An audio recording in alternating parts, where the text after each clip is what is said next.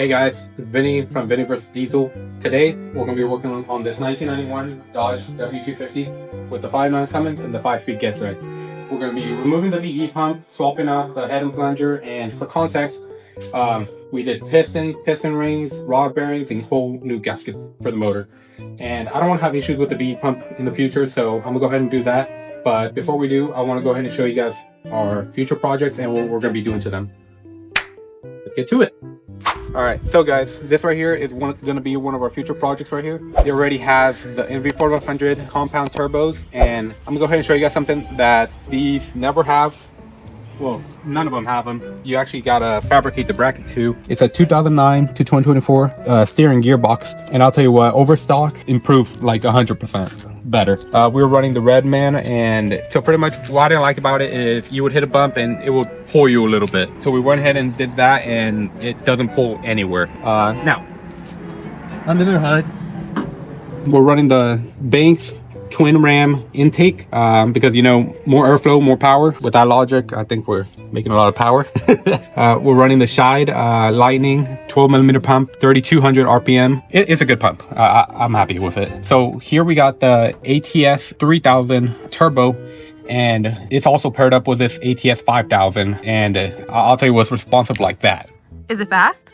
Is it fast? Flashback.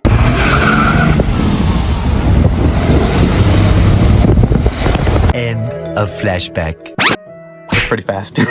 But ignore these wonky injection lines. We're gonna redo them later, but it is our first try and we just wanted to get the damn thing running. Besides that, any supporting mods that we got on this is, so the block, we O-ringed it, and we also paired it up with ARP 625. So the fact that we're running a VE pump, don't think we're running more than 500 horsepower. So I don't think we're gonna be blowing a head gasket anytime soon. That's like key pump territory. All right, well, let me go ahead and show you guys the other vehicle. I forgot to add, what we're going to be doing to this right here is we're going to put a G56 on it, and like I said before, it's got the NV4500, and there's nothing wrong with the NV4500. I just would like to have that extra gear for hauling. Besides that, I would like to do the front four-link suspension. We're already running airbags in the front, so I think it should be pretty straightforward, and we got a track bar, so it's just a matter of hooking up the four links. I don't see that as a big issue. The paint's got a little bit of details here and there, so we're also going to be doing whole repaint, which the body for the most part is pretty much straight, so we're going to do a simple paint, which is going to be just sanding down and respray. No base and clear, buff it up and make it real shiny. Well, let's go check out the other one. So this one right here, this one is an 89 Dodge W250. We put the 5-speed Getrag in it, rebuilt, and as you can tell, it used to be an automatic.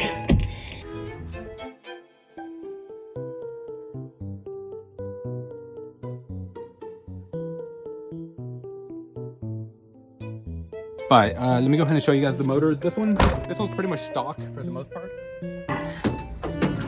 We just put a new radiator lines, AC compressor. You know, if we're gonna be hauling, I don't want the cab fucking steaming inside, so we made sure that worked. And if I forgot to mention, it's non-intercooled. We will be putting a second-gen intercooler on this thing, as well with compounds. Well, actually, we're gonna be putting a VGT in this thing. But besides that, you know, we put head studs. You know, it's what is it?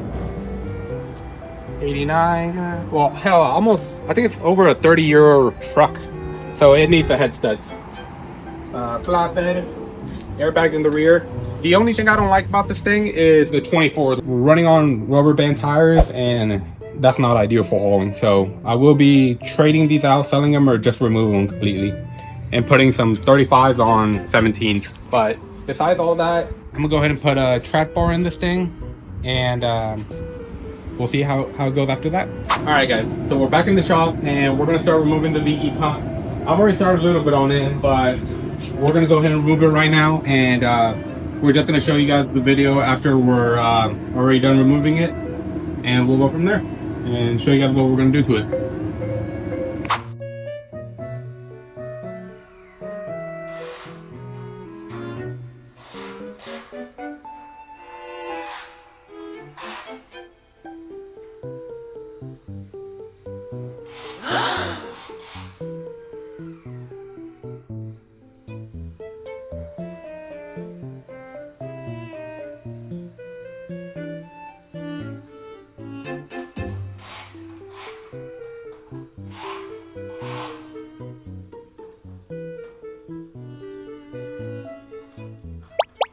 Alright guys, so first before you guys want to do anything to the pump, go ahead and mark where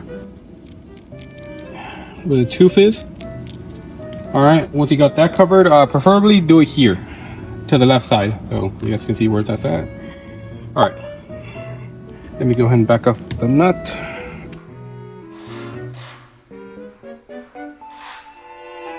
Alright, once we got that covered, let's go ahead and set it up on our expensive mount here. Alright, now this one already's got the fuel screw pulled out, but that's what you want to do first. Pull the fuel screw out all the way, and then we can start from there. Alright, I need a bigger socket. Alright, well, let's get started. Need a socket. Alright, now try your best to remove these evenly as possible. Now here is the important part. Make sure there's no debris around here, none of that. I'll go ahead and show you guys. I'll put a link right here on a video that explains this step by step better than I will ever do. So check their video out before you start doing anything like this. All right, like I said, make sure your hands got no debris, none of that. You don't want no clogged injectors, none of that stuff. All right, now here is where a lot of stuff is gonna fall out. 2 springs in the front, but let's see if we can do this the best we can. Okay, perfect. All right, those are the 2 springs I was talking about. And pretty much what you wanna do is, this is your plunger right here. Go ahead and remove that without the springs folding out, if possible, like that, perfectly. All right, now under here you're gonna have a shim, which is down there. Do not forget that. Do not forget any of this. All right, so I'm gonna go ahead and use these other shims. Now this got a timing mark which goes right there. So like I said before, right here you got a washer. Every little part has to be done perfectly. You can't miss that little washer. You can't do any of this out of order. Okay, so now the little washer, we're gonna leave it there because we're just gonna work over here. Now over here, this is a little washer, and like I said, everything has to be clean. You can't use that anymore. All right, this shim right here is pretty much standard, but there's 2 measurements you got to do. I think one's a fuel cutoff and the other one's the plunger lift measurement. You got to do both of those. But since this pump right now, it's got the 12mm pump, I'm not going to do that. But when we do put a 14mm head and plunger here, I will definitely do that and show you guys. But the video, like I said before, explains all of that, and you know, the tool you're going to need for that is like a dial gauge. But pretty much to put this back in, you're gonna need grease. That's gonna be a big one. Grease is gonna make this a lot easier. All right, first of all, let's go ahead and put our little washer here. Let's put a dab of grease in this hole, like so. Pretty much to retain the washer. It's in position so it doesn't fall out. You see it doesn't fall out. Now, to put this back in, that little slit you see right there has to match up with that little liming pin right there. All right, so let's go ahead and do that real quick. Oh, one more thing. This little hole you see here, it's got to line up with this little hole right here. So that's another thing you got to watch out for. So do those both simultaneously. Okay, it's in the first one and it's in the other one. So sweet. Now this is the fun part. These right here, these springs, you also got to put grease. So be generous with it. Don't put nothing on it. Make sure they get retained. Not too much. All right. Yeah, I think that's healthy right there. All right, now let's see our springs over here. These are our springs for this. Okay, make sure the wash didn't fall out when you disassembled it, any of that. Make sure it's clean, no debris, none of that. Really what you gotta watch out for.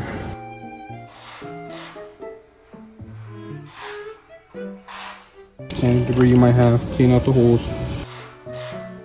Now you want to put some lubricant there because that plunger's got to go in there, and that's how the plunger lubricates itself with diesel.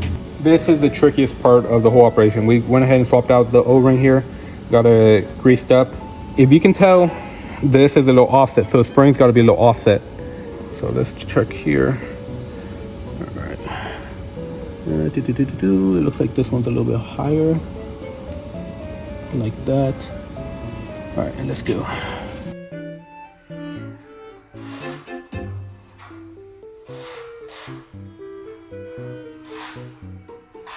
All right, so right now what we're just gonna do is just give it a quick turn.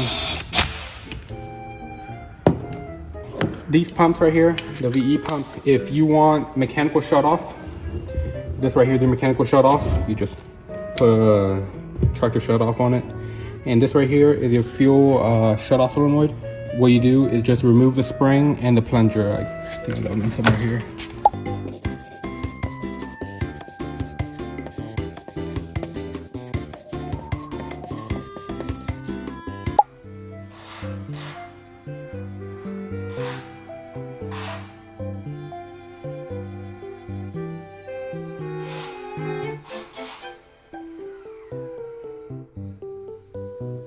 All right, so these threads, they're almost always dirty, and since you're always gonna be doing it by hand, make sure they're clean.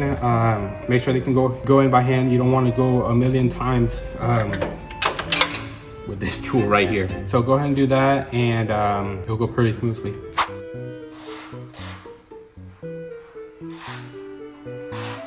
All right, guys. So if you can tell here, to be on the E on the timing, we jumped it tooth to the C. A tooth generally is 10 degrees, so naturally the VE pump on E would be 15 degrees. So with that additional 10 of the tooth being jumped, we're running roughly 25 degrees. If we feel like advancing it, you know, we can just loosen up the VE pump and then just tilt it towards the motor. But 25, I think I'm happy with that. I think that's a little excessive for holding, but nonetheless, I'll just test it, drive it, see if I'm happy with that. If I'm happy with that, we'll just leave it there. But yeah, we'll just go ahead and button back together and give her a test drive.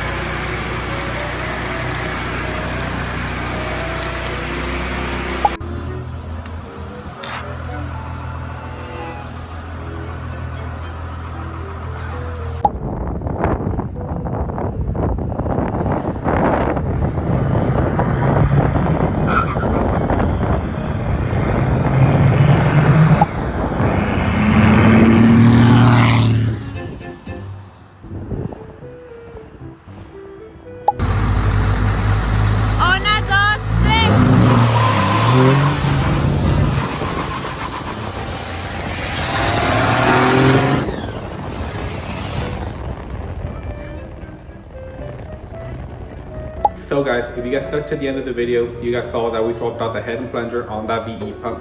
as well as installing track bars. For our future video, we're going to be installing this Fleece VGT 63mm turbo and show you guys how to wire it up to run with a 12 valve. We're also going to be installing this 2-piece DPS exhaust manifold, and plans for the red truck, we're going to be installing a 12mm head and plunger for more performance and installing compounds. We want to test the two trucks to see if compounds is really better than a VGT turbo. So stay tuned and like and subscribe, and any questions, feel free to leave it in the comment section.